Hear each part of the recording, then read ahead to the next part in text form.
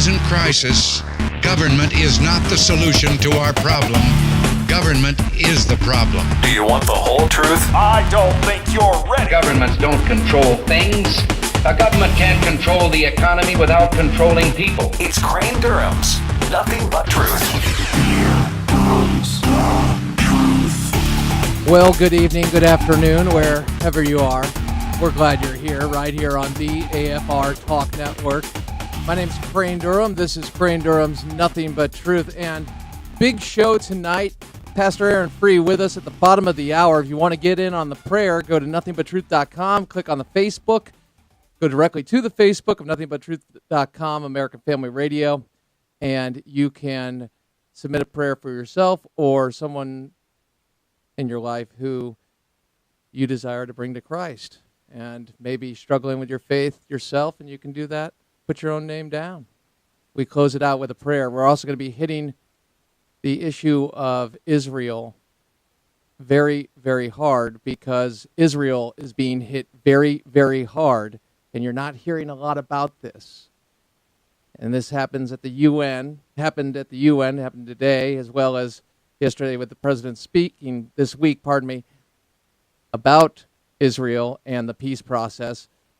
Aaron Free's written a book on that, 2-Minute Warning.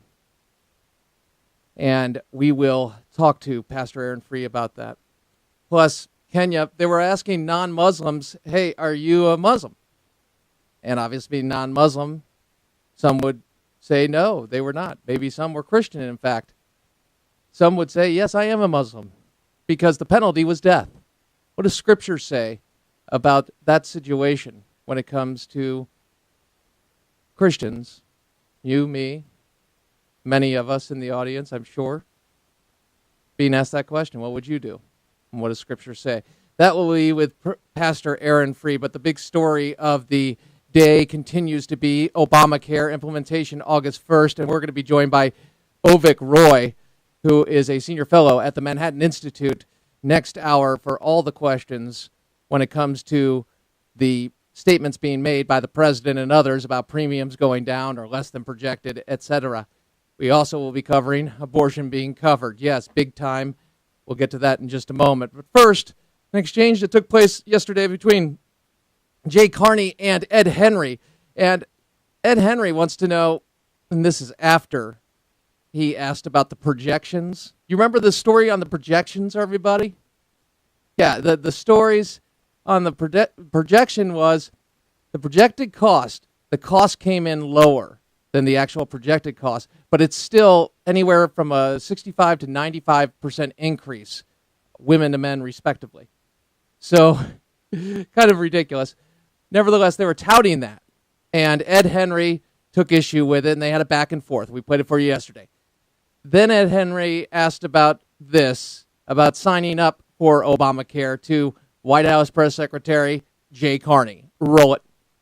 Will Jay Carney enroll in this? Will White House staff enroll in Obamacare? Again, everybody, if you have... Let's start with you. If I, in a future life, don't have employer... premiums are so great. Ed, does everybody here agree that we can ask questions and answer them, but if you want to... You're not even letting me answer the question, Ed. Go ahead and answer. I'm not quite sure what your goal here is. Would you enroll? Absolutely. It's a simple question. Okay, Absolutely. So you are going to enroll. If I did not have employer-provided health insurance, like I'm sure you do, unless there's something about Fox I don't know, then I would absolutely enroll, and it would be more affordable because of it. And, I think you'll see that around the country. Here's what gets me about this. Number one, always taking a shot at Fox. Don't think that's by accident. We'll play a clip for you a little later of the president doing just that. Bottom line, this is a strategy. It's to marginalize opposition. Opposition is anyone who really, not about R's or D's, but this is the reality, tells the truth about Obamacare, okay? Has the audacity to challenge the administration's narrative, which has been false. They were 100% off on the projected cost. Do you realize that? When was the last time you got it wrong by 100% and we're still able to pass, keep it passed? It's amazing. It really is how this has been put to us And Ted Cruz yesterday was making the case, as many of you know, of what was actually in the bill and what was happening, the impact on small business, the impact on overall business, how 77%, Jeff Sessions today on the Senate floor, 77% of the new jobs created are part-time.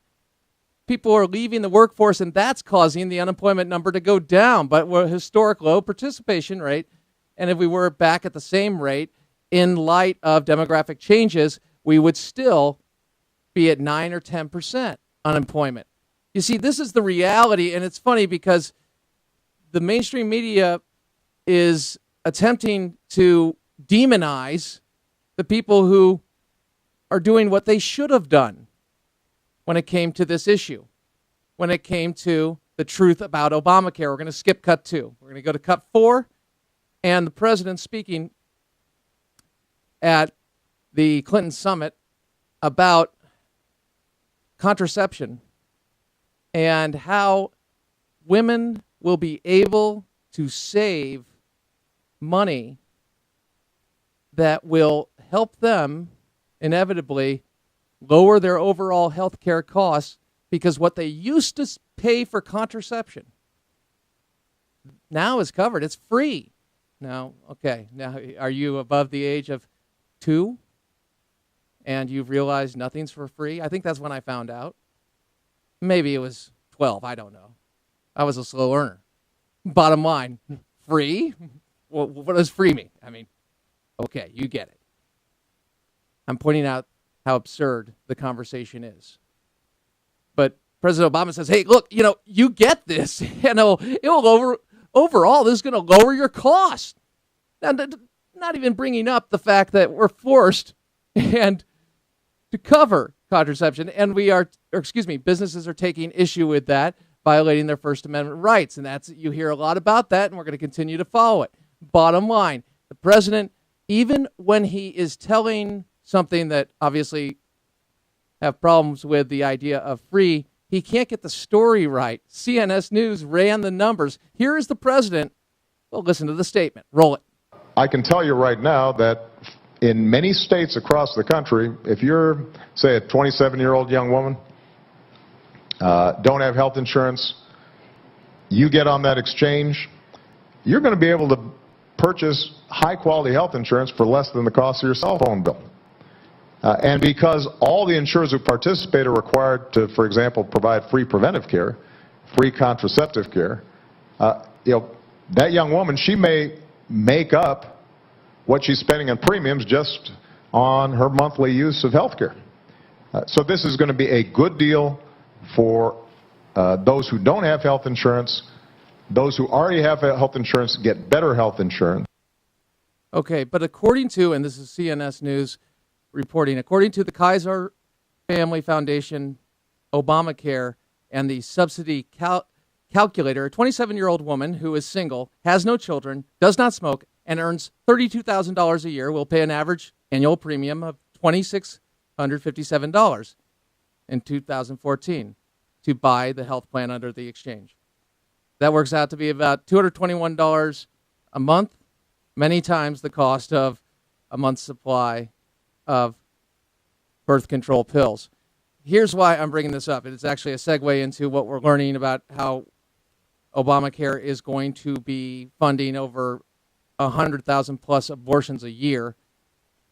And you say the Hyde Amendment, I'll get to that in a second.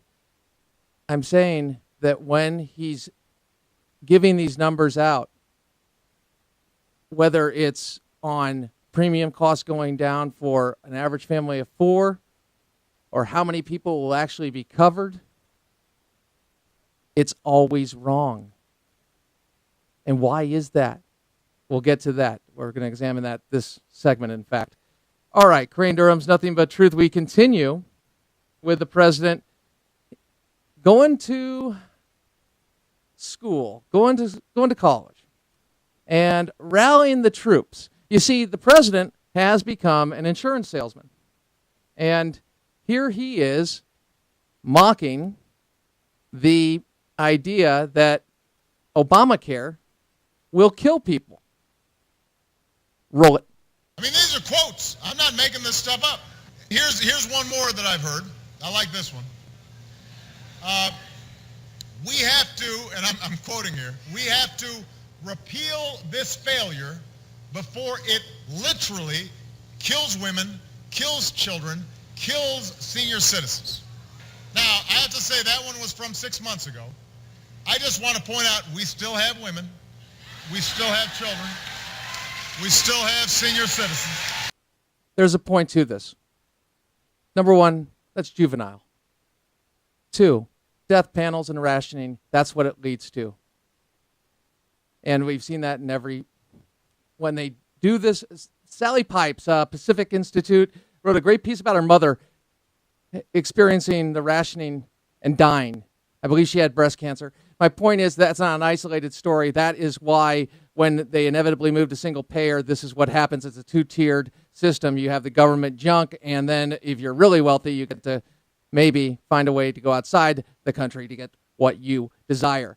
Now, the president is mocking this on a day that we learn that an analysis, and this is coming from the National Review Online, Charlie Donovan over there, an analysis by the Charlotte Lozier Institute published this week suggests that the number of abortions that will be heavily subsidized via federal premium tax credits and Medicaid expansion is likely to be 71,000 and 111,500 a year. That's going to be, think about that, between that number. So the high end, 111,500, and the low end, 71,000. This approaches 1 in 10 abortions in the United States. You say the Hyde Amendment, but they've steered away from it because the federal dollars are going in for the Medicaid expansion and the tax credits on the exchanges. This is what's happening. Everything you hear does not add up, which brings me to John Shimkus. John Shimkus reviewing, this is 2011, about double counting. This is a choice clip. He talks about the double counting and what was put forth in the calculations. It was totally dishonest, but Sebelius had to admit it. Here it is. Roll it. There is an issue here on the budget because your own actuary has said you can't double count. You can't count 500. They're attacking Medicare on the CR when their bill, your law, cut $500 billion in Medicare. Then you're also using the same $500 billion to what? Say you're funding health care. Your own actuary says you can't do both. So my simple question, I have 26 seconds left. What's the $500 billion cuts for? Preserving Medicare or funding health care law? Which is it? Sir, the Affordable Care Act adds 12 years to the Medicare Trust Fund, according to every actuary, and the $500 billion represents a slowdown in the growth rate of Medicare over 10 years from what was projected at 8% to a growth rate is it of Medicare? Is it using it to save Medicare, or are you using it to fund health care reform? Which one? Both. The gentleman. So you're double counting. I yield back my time. Now imagine if that was covered, if that was a conservative plan and that came out, wow, it would be wall-to-wall coverage, probably tank the whole thing. But it did not. It was already passed. And here's what we're dealing with, folks. What we are dealing with is we were sold a bill of goods. They didn't convince us. They couldn't get anybody from the other party on board. Social Security and Medicare got both people on board and had congressional approval when it changed the adapted, like what they're doing right now, which would be to suspend deadlines. They've met 54% of the deadlines have been missed, by the way. But they got congressional approval for that in those programs. They always refer back, yeah, we did that with Social Security and Medicare. Okay? When they counted, it was off. And people were trying to make that known. But a lot of people didn't hear that. Why not? Huge story. It's the numbers. Double counting, pretty big. 100% off in cost. We've never been told the truth, and yet the person who tries to deliver the truth yesterday is the villain. On the flip side, before we get to Aaron Free, our good friend, we're going to take a good look at how the press treated Ted Cruz. Crane Durham's Nothing But Truth, AFR Talk.